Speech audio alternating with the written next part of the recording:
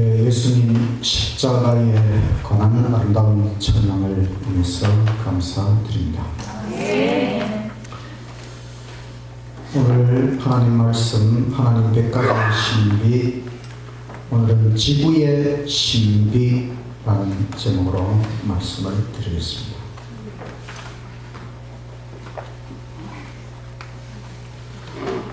잠시 복습을 하면 우리가 존재, 하나님 존재의 신비, 존재는 신비하다, 하나님이 존재하신다는 증거 30가지는 신비하다, 또 하나님은 시작이 없다는 사실이 신비하다, 시간은 신비하다, 하나님은 신비하다. 두 번째 설교는 삼위일체의 신비, 삼위일체는 신비하다, 삼위일체 신관을 아름답게 바라보자.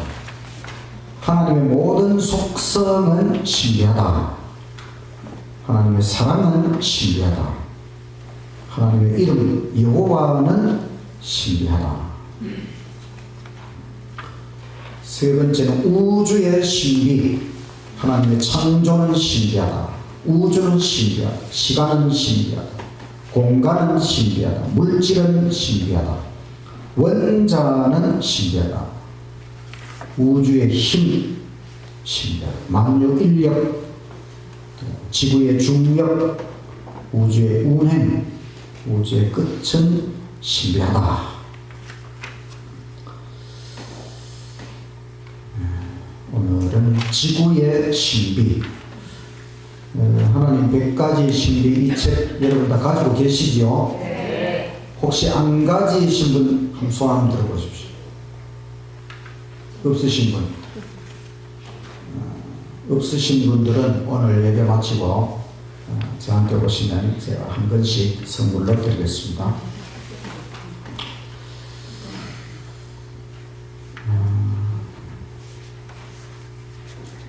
지구를 하나님께서 창조하셨다는 증거 8가지가 있습니다.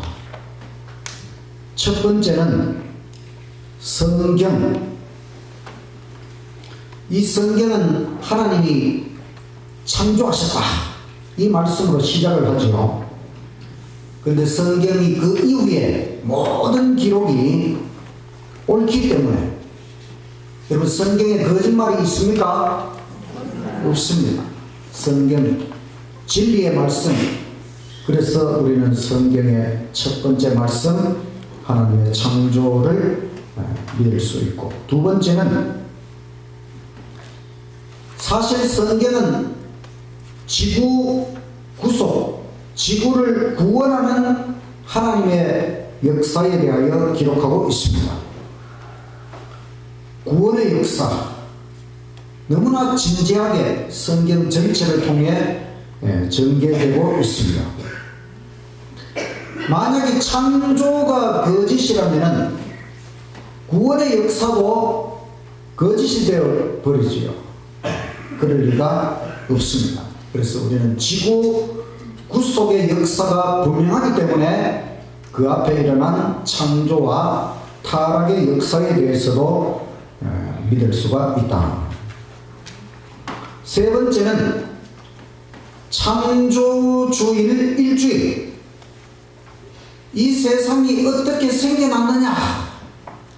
옛날에 무슨 철학자들이 어디서 이렇게 세상이 태어났고 이런 이야기 들으면 지금 그런 말들을 우리가 보면 상당히 조잡하구나 이런 생각을 하는데, 성경은 이 세상이 일주일 동안 하나님께서 첫째 날, 둘째 날 이렇게 일주일 동안 세상을 창조하셨다는 기록, 창세기 1장과 2장에 천지 창조에 관한 기록이 나옵니다. 근데 그 모든 기록이 매우 특별하고, 근데 사실 우리가 가만히 읽어보면 하나님께서 첫째 날부터 일곱째 날까지 단계적으로 아주 타당하게 과학적으로 올바르게 이렇게 창조하신 내용이라는 것을 우리가 살펴볼 수가 있습니다. 네 번째는 지금까지도 우리 인간이 일주일 제도, 6일 동안 일하고 하루 쉬는 이 일주일 제도에 맞추어서 우리가 살아가고 있다는 것입니다. 사실은 일주일보다는 10일 하는 게 더 계산하기가 쉬워요. 왜냐면 손가락이 몇 개입니까? 10개입니다. 우리 모든 쓰는 숫자도 10진법. 근데 왜 시간은 일주일 단위로 흘러가느냐? 이거는 성경의 창조 이 주관으로부터 나온 것이죠. 그 옛날에 프랑스 혁명 정부가 일주일 제도를 없애버리고 10일 제도를 한번 해봤어요. 9일 동안 일하고 하루 쉬고 이렇게 했더니만은 처음에는 뭐 좀 잘 되는 것 같았는데 나중에 가니까 이 노동자들이 도저히 9일 일하고 하루 쉬는 이거는 스트레스가 너무 누적이 돼가지고 할 수가 없었다. 그래서 3년 반 만에 다시 일주일 제도로 돌아갔어요. 그래서 사람은 6일 일하고 하루 쉬는 이 안식일 사이클에 맞추어서 인간이 창조되었다는 것을 알 수가 있습니다. 그 다음에는 하나님의 존재, 하나님이 존재하신다는 증거를 30가지 이상 제가 말씀을 드렸습니다. 하나님이 존재하시는 게 분명하면 그 하나님이 우리를 창조하신 것도 분명하죠. 여섯 번째는 진화론. 하나님이 창조하셨다는 것에 반대해서 인간은 진화론, 그냥 이 세상이 하나의 점이 뻥 터져서 빅뱅에 의해서 우주가 생겨나고 또 그 많은 별들 중에 지구도 생겨나고 그 다음에 지구에서 이 생명체가 이상한 생명체가 나타나서 그것이 점점 변해서 사람이 되었다고 하는 이 진화론은 사실 모순, 오류, 거짓 덩어리라고 하는 것을 알 수가 있어요. 그래서 우리는 창조론. 일곱 번째는 이 세상은 저절로 생겨날 수가 없어요. 과학의 제1법칙이 뭐냐면 에너지 보존의 법칙입니다.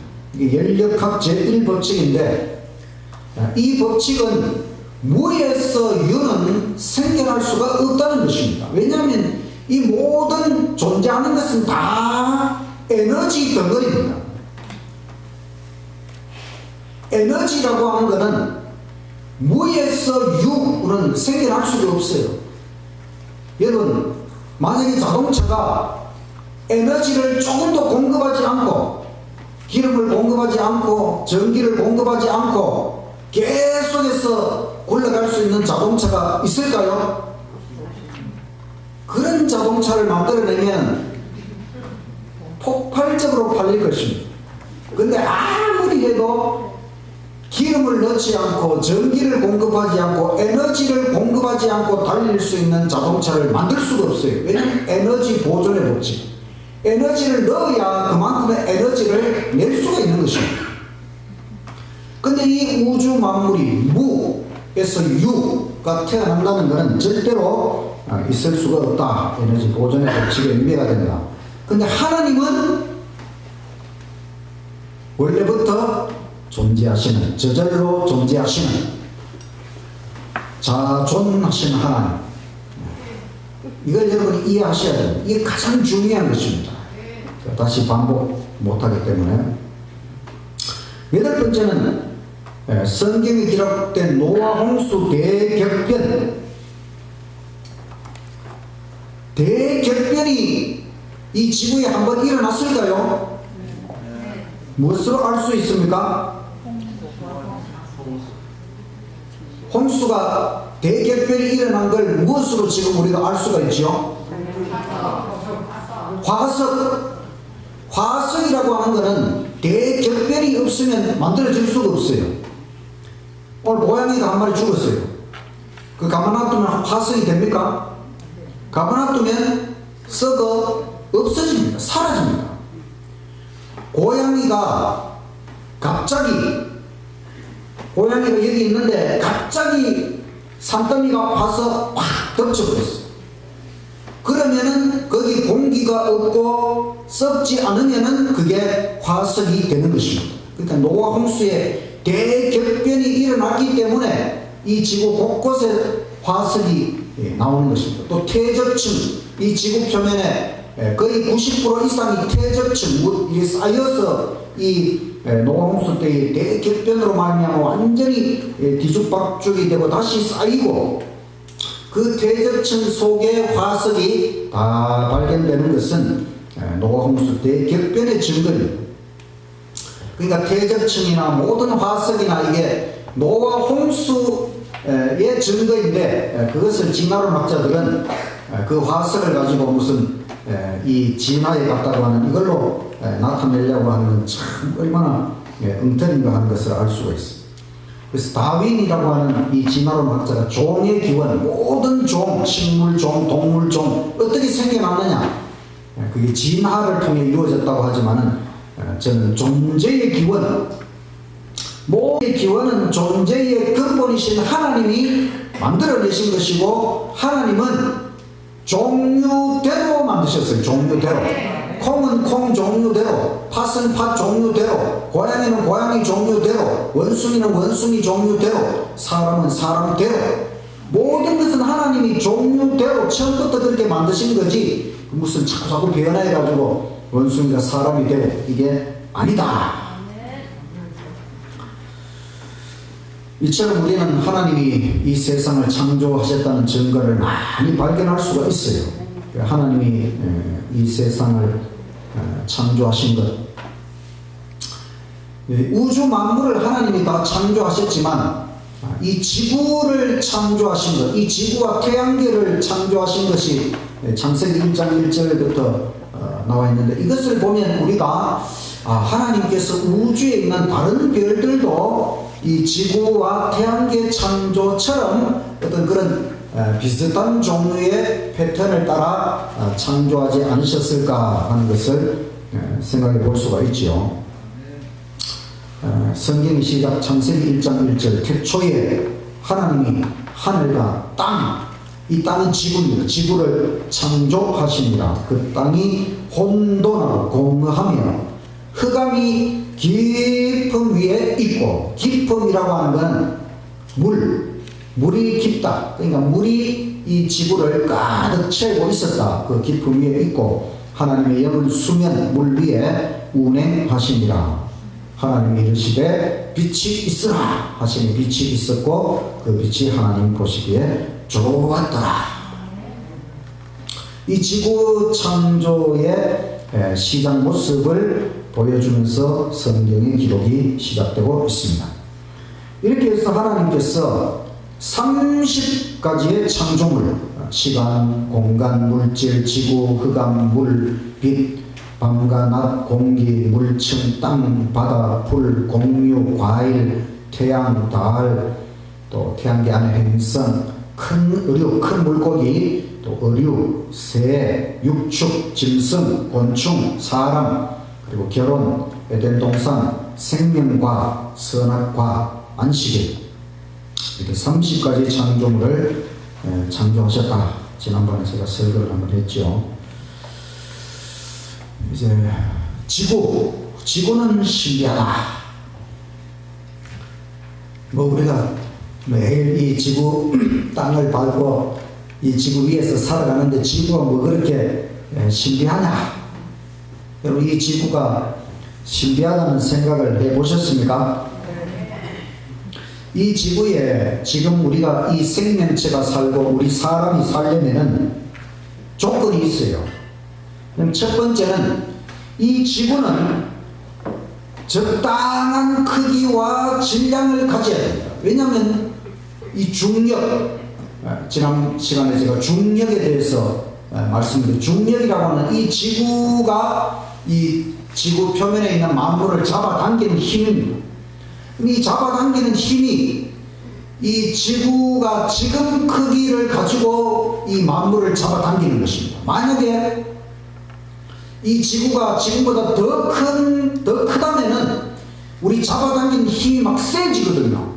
그럼 지금 우리가 지금 제가 지금 75kg를 이렇게 하면서 살잖아요. 근데 만약 지구 땅덩어리가 지금보다 막 더 커진다 이러면은 제가 몸무게를 한 200kg 느끼면서 살아가야 돼요.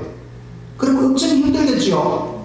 제가 뭐 지금 200kg이라고 생각하고 살아간다고 한번 생각해 보십시오. 얼마나 힘들겠습니까? 그것처럼 이 지구 땅덩어리가 커져도 안 되고 작아져도 안 돼요. 작아지면 또 중력이 너무 약해져가지고 우리가 막 방방 날아다니는 것처럼 그렇게 살아야 돼요. 그러니까 지금 이 지구가 아주 지금 적당한 크기와 질량을 유지하고 있다는 것입니다. 두 번째는 그 중력이 지금 적당하기 때문에 이 대기 가운데 공기가 적당하게 분포가 되어 있는 것입니다. 이것도 중요해요. 이것도 다 지구 중력 때문에 이 대기권이 유지가 되고 있어요. 그리고 이 대기 공기 속에는 질소와 산소가 아주 적당한 비율로 그 농도를 유지를 하고 있어요. 왜냐하면 이 공기 중에 산소를 호흡해야만 우리 생명체가 살아갈 수가 있거든요. 근데 만약에 산소가 너무 많아지면 어떤 일이 벌어지냐면 막 곳곳에 불이 막 나서 문제가 생겨요. 근데 또 산소가 너무 줄어들면 또 불이 연소가 되지 않아서 문제가 되는 것입니다. 그러니까 이 공기가 이 지구 대기에 공기가 이렇게 쌓여 있다는 것도 중요하고 이 공기가 산소, 질소가 다 농도를 맞춰가지고 이렇게 있다는 것도 중요한 것입니다. 그 다음에는 지금처럼 물이 충분해요. 이 지구는 넓은 바다로 인해서 물이 충분히 있어요. 만약에 물이 이만큼 없으면 생명체가 살아갈 수가 없어요.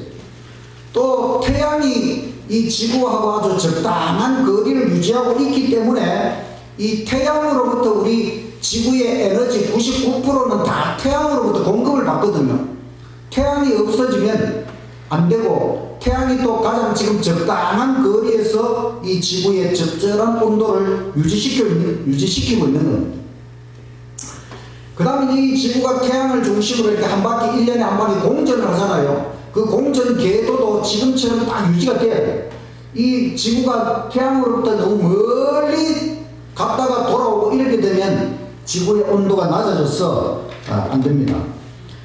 그 다음부터 지구가 하루에 한 바퀴 자전을 하잖아요. 이 자전하는 것도 지금처럼 딱 24시간 주기로 이게 자전이 돼야 되지, 만약에 낮의 길이가 지금보다 더 길어져 버리면은 지구의 온도가 점점 올라가서 이 지구 전체가 사막이 돼요.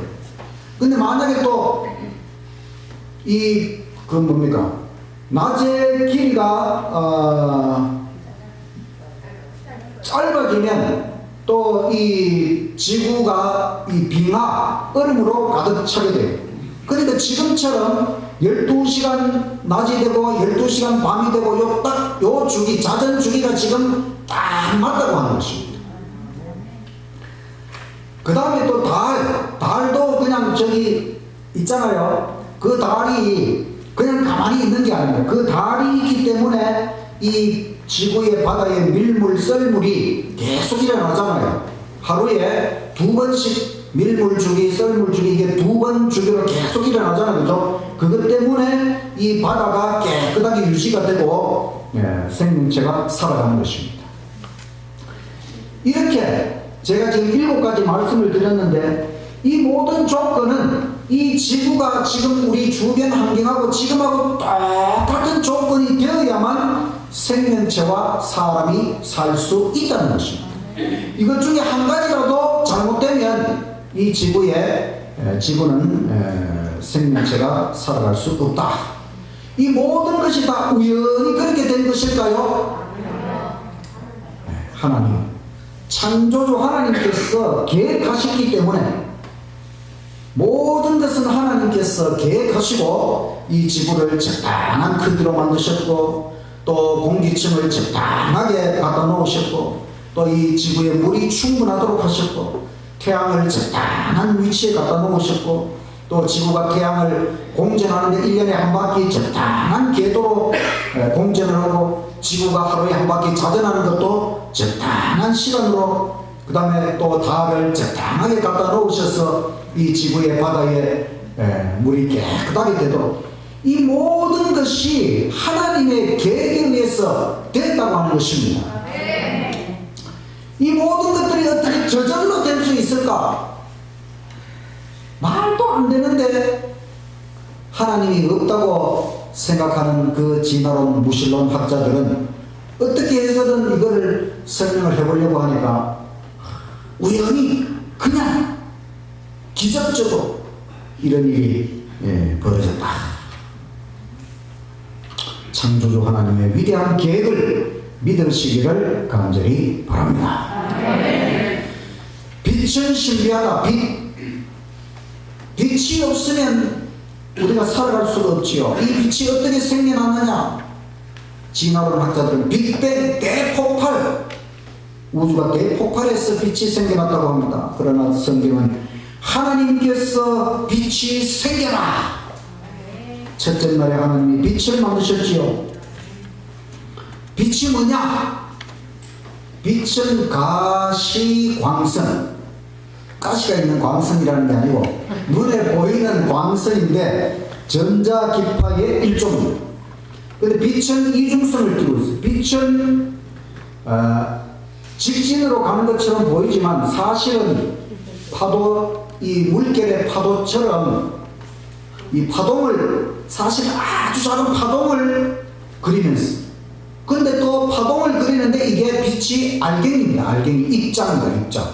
그러니까 파동과 입자의 이중성을 띠고 있어요. 근데 입자라 그러면, 알갱이라 그러면 무게가 있어야 되잖아요. 근데 빛은 무게가 0이에요. 참 희한하죠. 빛이 알갱인데 무게는 0이고 또 파도처럼, 빛은 에너지입니다. 지구에서 볼 수 있는 가장 강한 빛은 태양빛이지요. 태양빛은 빛 에너지인데 빛 에너지는 다른 형태의 에너지로 바뀔 수가 있어요. 빛은 지금까지 발견된 것들 중에 가장 빨라요. 천사 빼고. 천사는 빛보다 빠르게 천국에서 여기까지 왔다 갔다 하잖아요. 근데 빛의 속도는 1초에 30만 킬로미터. 그래서 빛이 1년 동안에 간 거리를 1광년이라고 합니다. 그 태양에서 가장 가까운 태양 같은 별까지, 그건 항성이라고 합니다. 항성, 태양 같은 가장 가까운 별까지 가려면은 빛의 속도로 4광년, 빛의 속도로 4년을 가야 됩니다. 그럼 그 태양까지 가야 그 태양에 딸린 지구 같은 별 하나 우리가 볼 수 있겠죠. 근데 거기에 지구 같은 별이 있고 거기에 우리 같은 사람이 살지 안 살지 인간이 발견할 수 있을까요? 없을까요? 확인을 못해요. 왜냐?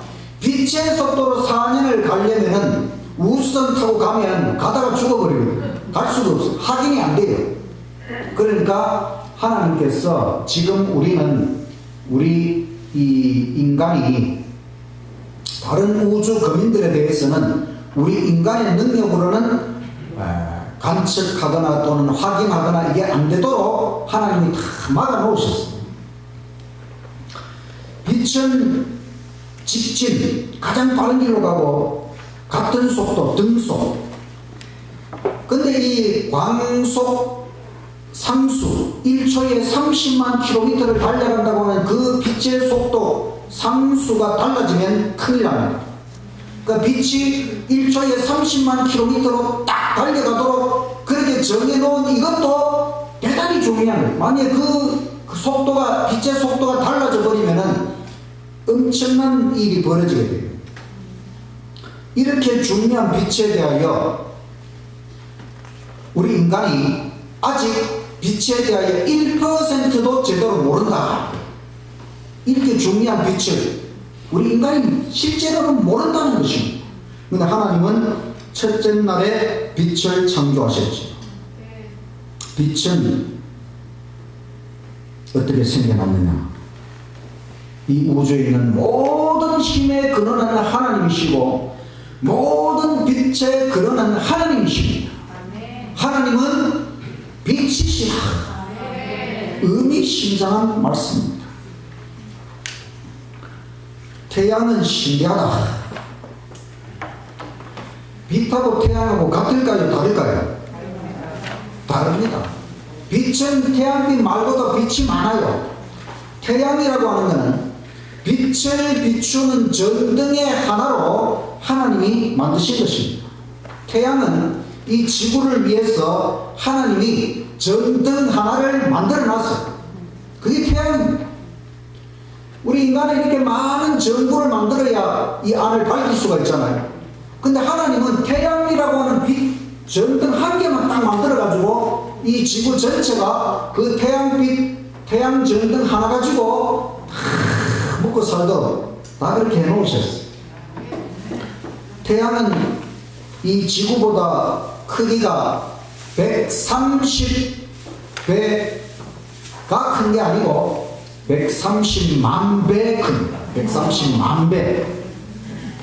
근데 태양을 구성하는 것은 수소가 73%, 헬륨이 25%. 태양의 이 중심에서는 1초에 6억 톤의 수소가 헬륨으로 바뀌어지는 수소 핵융합 반응으로 에너지를 만들어내요. 그러니까 태양은 발전소입니다. 태양의 중심 온도가 25,000도고 바깥 온도는 6,000도. 이 태양의 빛 에너지가 우리 지구의 최고 에너지원입니다. 오늘 아침에 뭐 드셨어요? 밥 드셨죠? 저도 아침 6시에 배가 고파서 6시에 밥 먹고 귤도 먹고 했어요. 근데 이 쌀은 어떻게 만들어진 것이냐? 태양 에너지. 식물이 강압성 작용을 해가지고 그 엽록소에서 태양 에너지를 붙잡아가지고 그 태양의 에너지를 우리 인간이 먹을 수 있는 에너지로 바꿔주는 것입니다. 그게 쌀알이 되기도 하고 귤이 되기도 하고 사과가 되기도 하고 배가 되기도 하고. 그러니까 참 신기하죠, 여러분. 우리가 그 태양 에너지를 먹고 살아야 되는데 그냥 입만 벌리고 있으면 태양 에너지를 먹을 수 있습니까? 못 먹습니다. 하나님께서 식물들이 강압성 작용을 해가지고 저 빛 에너지를 우리 인간이 먹을 수 있는 에너지로 바꾸는 것입니다. 그래서 식물들이 가장 이 빛 에너지를 가지고 우리 인간이 먹을 수 있는 가장 맛있고 또 향기로운 그런 음식을 만들어주는데 그것이 과일이고 또 씨앗이고 또 열매고. 그래서 우리 인간에게 그 태양 에너지를 이렇게 맛있게 먹고 살아갈 수 있도록. 감사하죠, 여러분?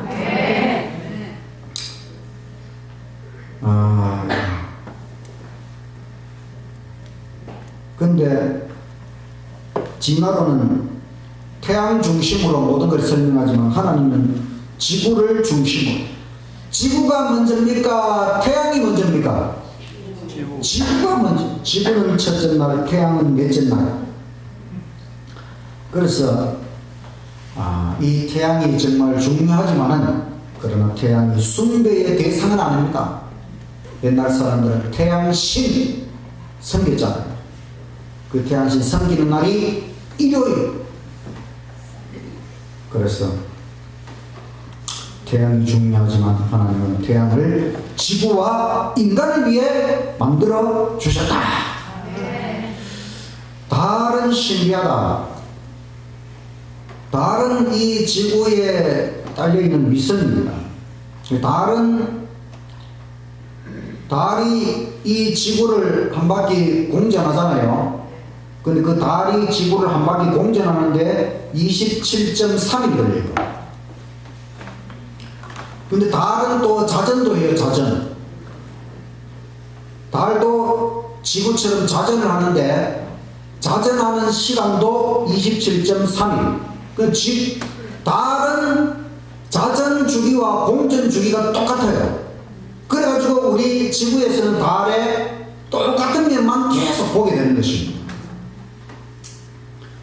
그런데 실제로는 보름에서 보름까지 이 지구에서는 27.3일이 아니고 29.5일이 걸려요. 왜냐하면 달이 자전하고 공전할 때 지구도 같이 움직이고 있기 때문에.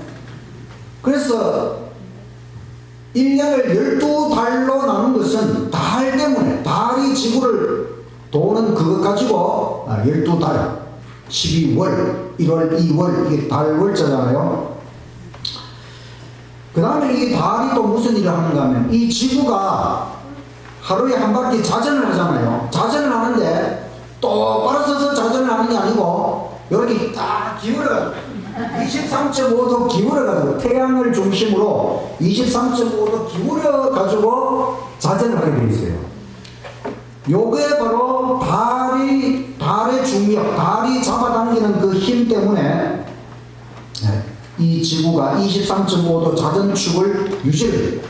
근데 이게 또 얼마나 중요하냐. 이게 자전축을 23.5도 기울어져서 자전을 하기 때문에 태양빛이 이 지구를 골고루 비출 수가 있어요.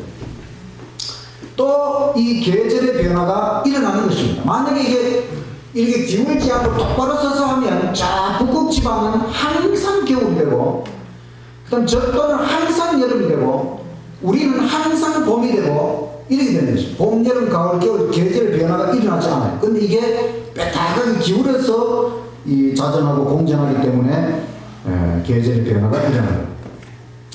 그 다음에 이 달의 중력이 이 지구의 바다에 밀물과 썰물을 일으켜요. 밀물과 썰물도 대단히 중요합니다. 바다가 그냥 가만히 있으면은 안 돼요. 이 바다가 하루에 한 번 들어왔다가 나갔다가, 들어왔다가 나갔다가, 하루에 2번씩 꼭 그렇게 해야 돼요. 그래야만 이 바닷물도 움직이고, 움직여야 그 안에서 깨끗해지고.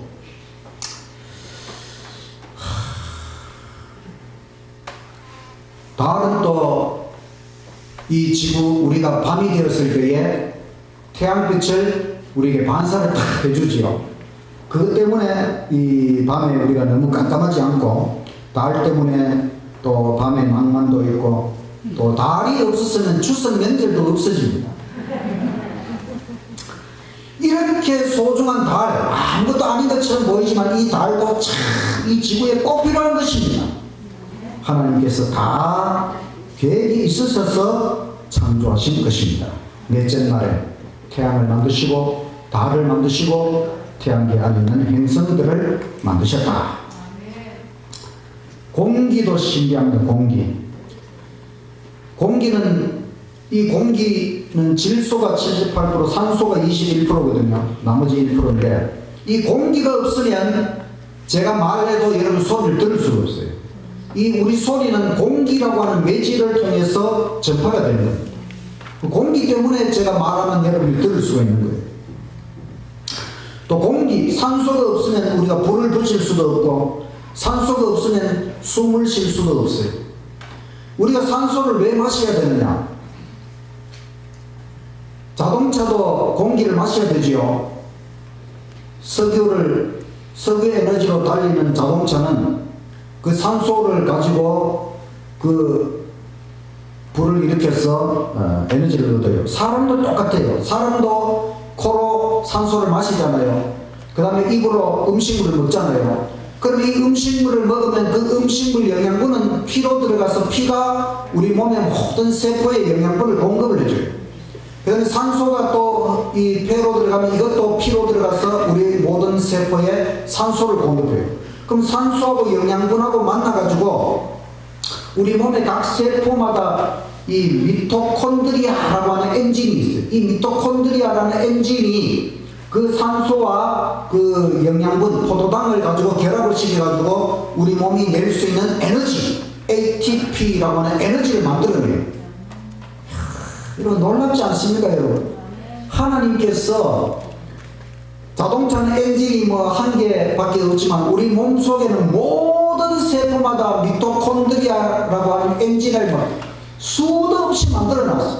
그 엔진이 막 계속 세포마다 그 엔진이 돌아가면서 영양분과 산소를 합쳐가지고 우리가 이렇게 활동하고 말하고 이렇게 할 수 있는 에너지를 계속 만들어내고 있는 것입니다.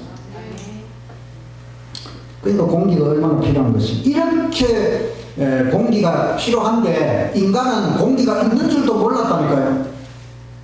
언제 알았느냐? 공기 중에 산소를 발견한 것은 1700년대 후반에 와가지고 사람들이 알게 되었어요. 하나님께서 사람을 흙으로 만드시고 생기, 하나님의 생명의 기운을 코에 불어넣었더니 사람이 숨을 쉬게 되었지요.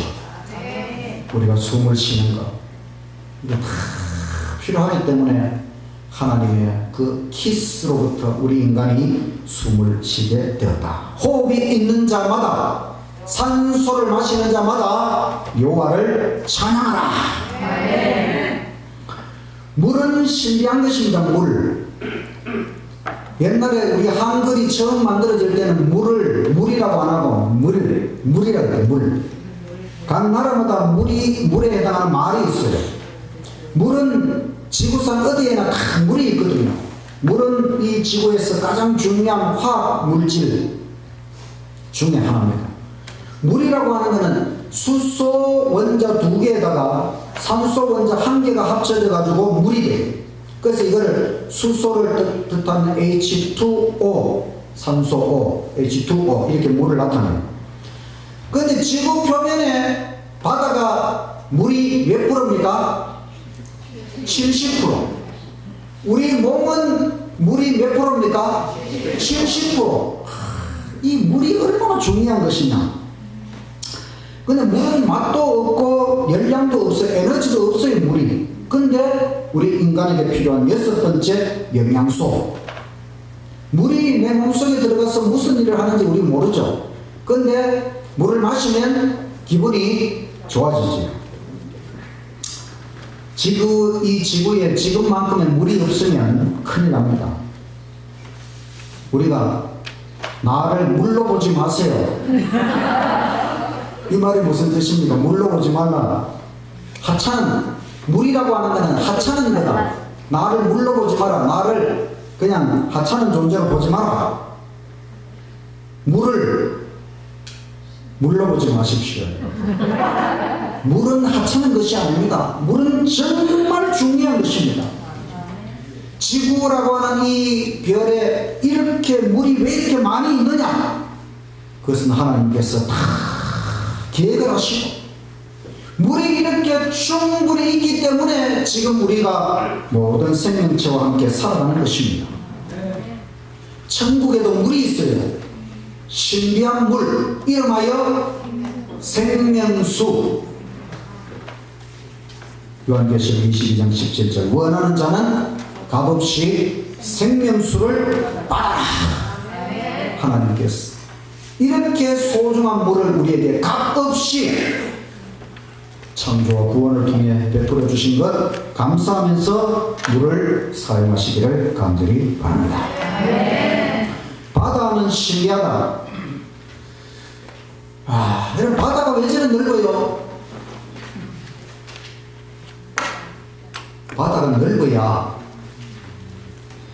이 지구의 70%가 바다고 그게 물이 그렇게 많아야 지구 생태계가 유지가 될 수 있어요. 이 지구에 있는 모든 물의 97%가 바닷물입니다. 근데 이 바닷물이 구름 증발을 해서 구름이 되잖아요. 그 다음에 그게 육지로 와서 땅에 비를 내리잖아요. 그럼 우리가 다 그 물을 가지고 먹고 살잖아요. 그럼 그 물이 또 남는 거는 다 강으로 흘러가서 또 어디로 갑니까? 바다로 가잖아요. 또 바다 증발해가지고 또 땅으로 오잖아요. 만약에 바다가 없다고 생각해 보십시오. 그럼 올라갈 물이 없어. 그러면 내릴 비도 없어. 그러면 우리가 땅에서 못 살게 되는 것입니다. 그러니까 바다가 저렇게 넓기 때문에 물이 올라갔다가 다시 땅으로 내리고 다시 바다로 갔다가 다시 올라오고 이 물의 순환이 이루어지도록 하기 위하여 하나님께서 바다를 저렇게 넓게 창조하셨다. 또 바다는 소금기 염분이 있잖아요. 염분이 있어야, 소금이 있어야 음식이 맛을 낼 수가 있지요. 우리 소금 많이 먹으면 해롭지만 소금 안 먹고 살 수 있을까요? 못 삽니다, 여러분. 한 달만 소금 안 먹고 살아보십시오.